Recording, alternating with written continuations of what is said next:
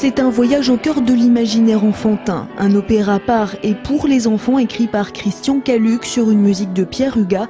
Les protagonistes, une quarantaine d'enfants de 7 à 17 ans. Une histoire pleine de magie, et quel meilleur endroit que le Grand Théâtre de Tours pour ce spectacle très rythmé. L'accent a été mis tout particulièrement sur la dynamique des mouvements, dans la mesure où la pièce traite de plusieurs mondes, c'est-à-dire le monde réel et le monde imaginaire, et comment se confrontent l'un et l'autre dans l'imaginaire des enfants. Et donc c'était intéressant de pouvoir utiliser la machinerie, donc les dessous et les cintres, pour créer des dynamiques verticales et aussi des dynamiques horizontales avec les entrées par les coulisses. Pour cette troupe auditionnée en novembre dernier, les profils et les parcours diffèrent. De ceux déjà aguerris à la musique à ceux ayant fait un peu de théâtre.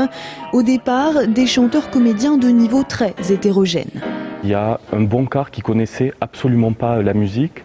Donc pour eux, le travail était un tout petit peu plus long d'apprentissage. Il fallait leur expliquer en même temps toutes les spécificités musicales. Mais vraiment, il y avait plusieurs profils. Ça fait 4 ans que je suis à l'opéra. Donc vu que ça me plaît, c'est un monde totalement différent des autres. En fait, on a un petit univers à nous et j'ai trouvé que de participer à la Malle Magique, ça pouvait être avantageux vu que c'est une pièce pour les enfants et que ça va donner beaucoup de bonheur, quoi.